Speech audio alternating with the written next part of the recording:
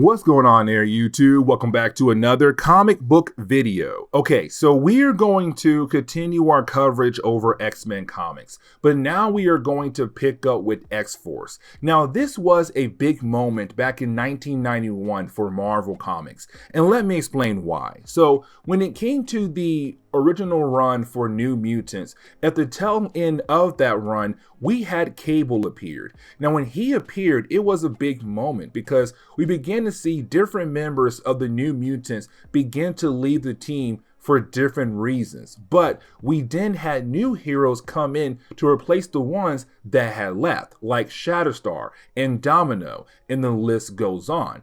But by the end of the New Mutant series, well, we had a brand new team almost, besides for Cannonball and Boom Boom, who stuck behind Cable. But also, when it came to Cable appearing, it was no longer, hey, the New Mutants are young kids who are trying to learn about their powers or trying to learn how to be heroes. No, it was now more like, we have to go to war.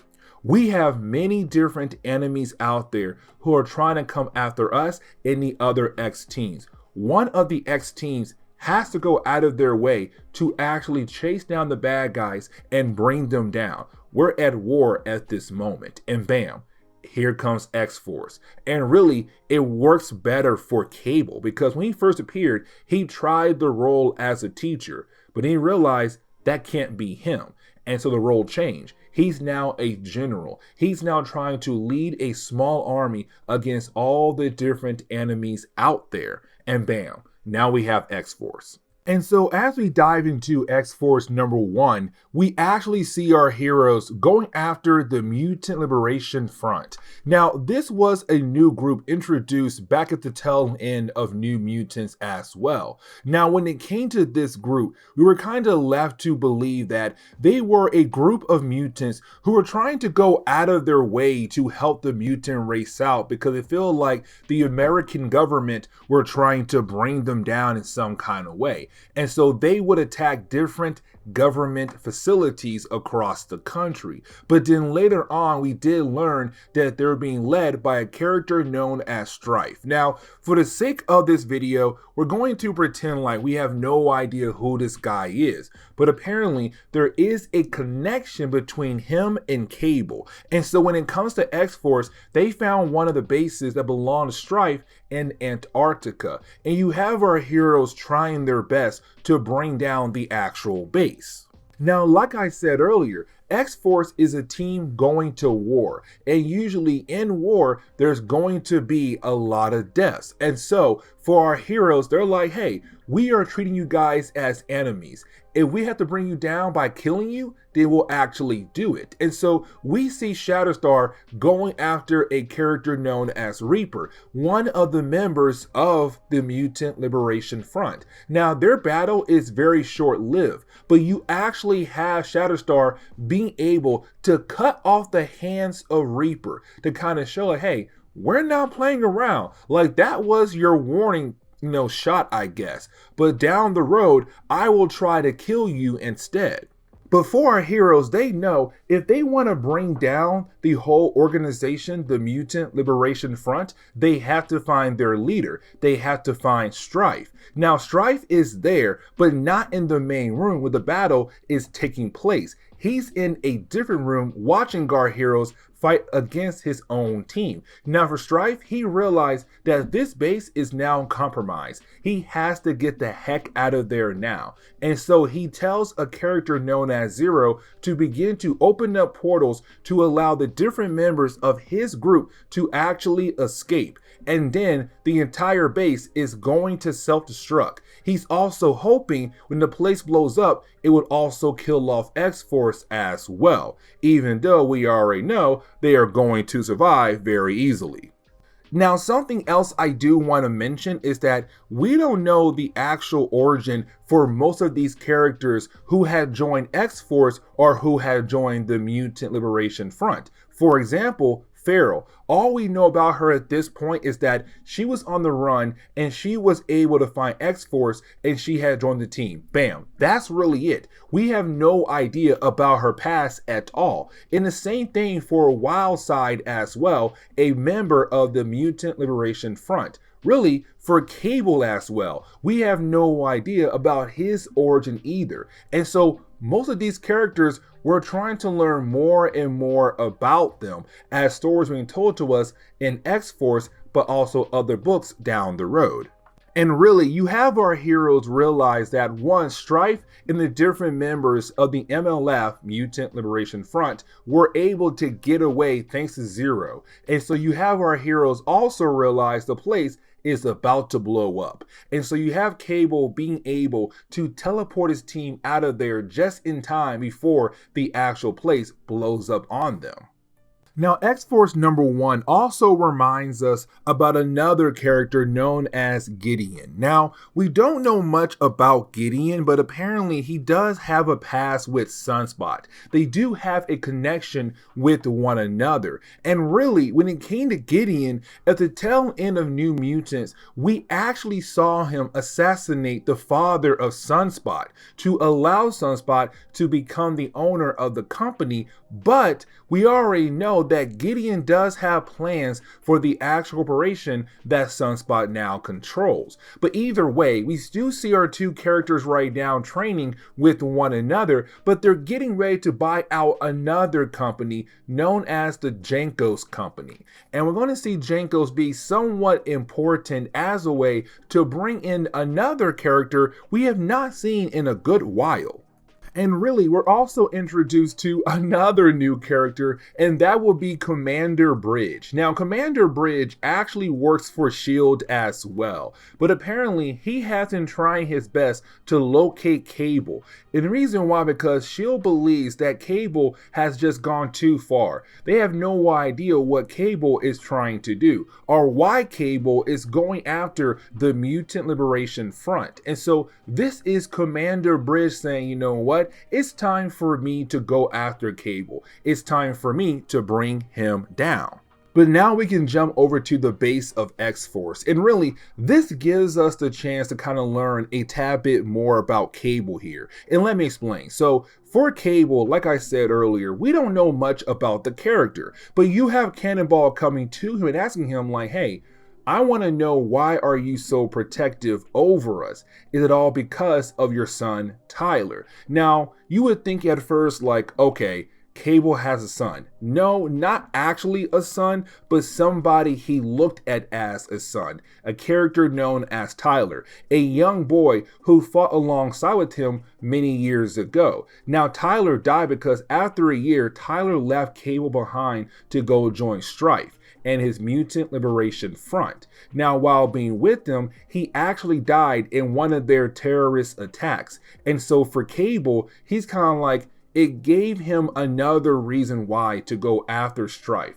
Like, first, you took the kid away from me by having him join your group, and then he was killed in one of your planned attacks against a government facility. And so for Cable, he's really upset at Strife for that reason, but there's also other reasons as well we'll see down the road in later books. But now it gives Cannonball a better idea of who Cable truly is.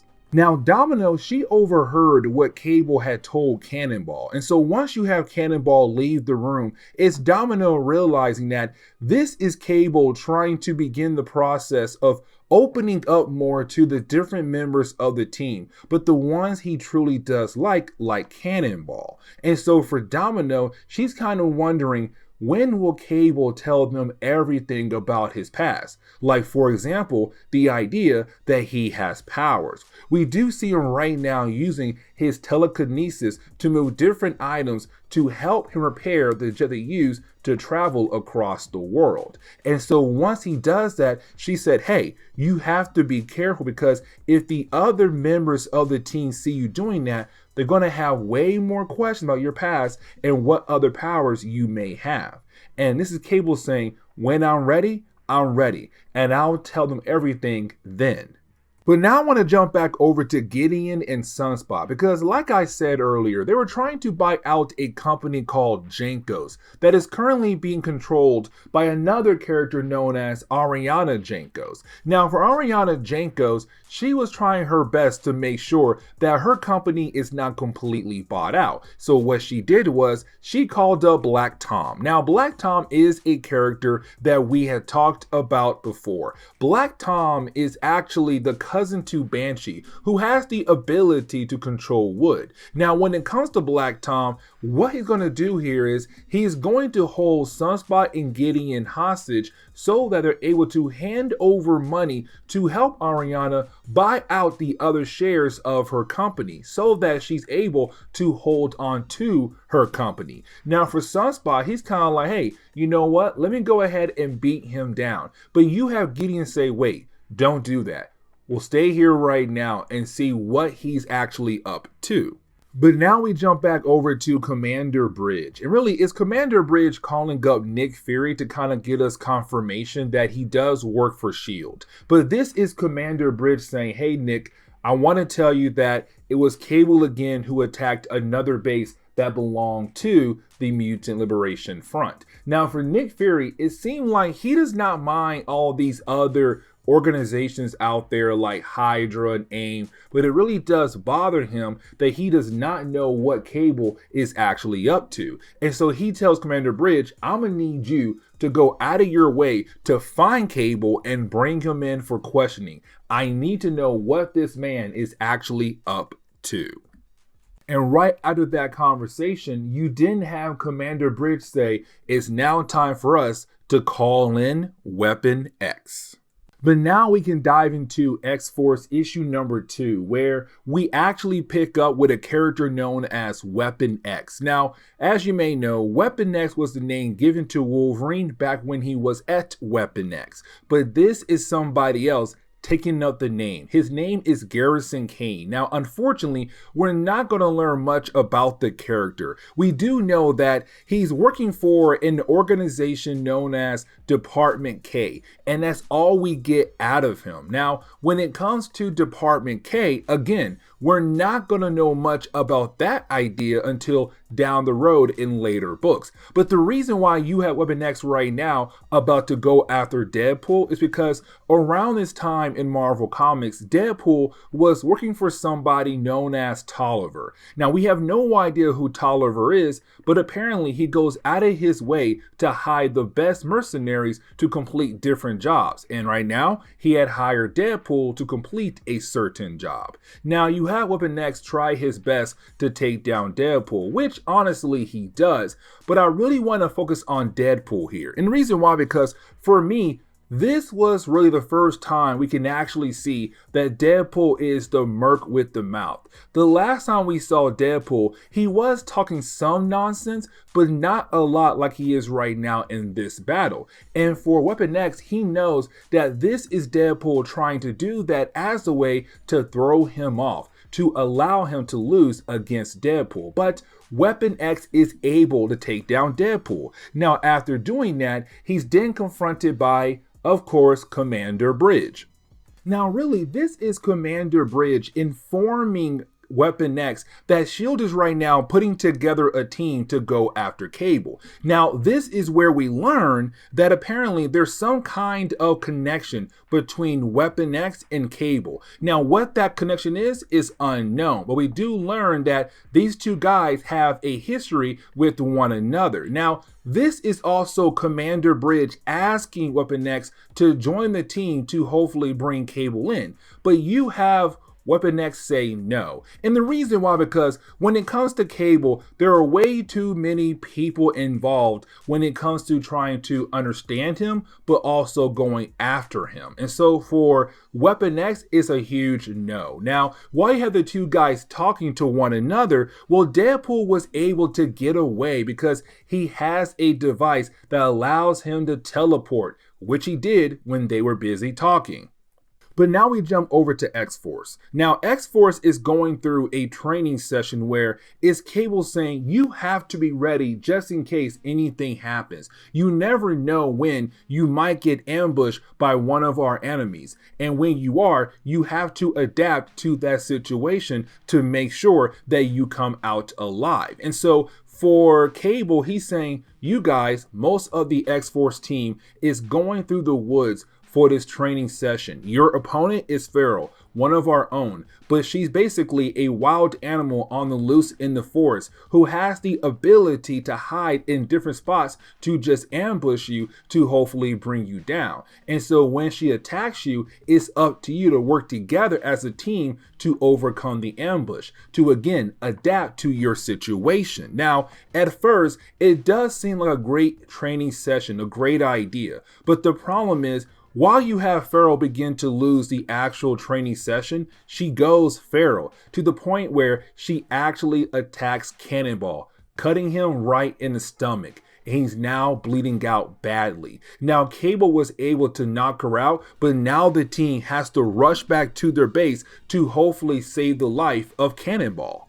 But now we jump over to Ariana Jankos and Black Tom to kind of learn more about the deal. Like, yes, we do know that Black Tom helped Ariana keep her company, but what is she going to do to help out Black Tom? And so we learned that after you have Black Tom being able to save her company, she had all her scientists work together to build an interdimensional gateway to allow someone to come back to Earth. And so, with that being said, somebody who's very close to Black Tom is coming back to Earth, and that would be the Juggernaut. Now, the last time we saw this character was back in Acts of Vengeance, when he went up against Thor, and Thor was able to make a makeshift prison and throw Juggernaut into space to hopefully keep him away for a very long time. Well, unfortunately, this guy came back thanks to this interdimensional gateway. And so now he's back on Earth and getting ready to go after X-Force and also Spider-Man in the next story arc that we are going to cover in the next video. So this is where we are going to end today's comic book video. So please leave me a like down below and subscribe. Also, if you have any suggestions on books I should read, well, please let me know in the comments below. You never know, your suggestion could be a future video down the road. But guys, see y'all next time. Later.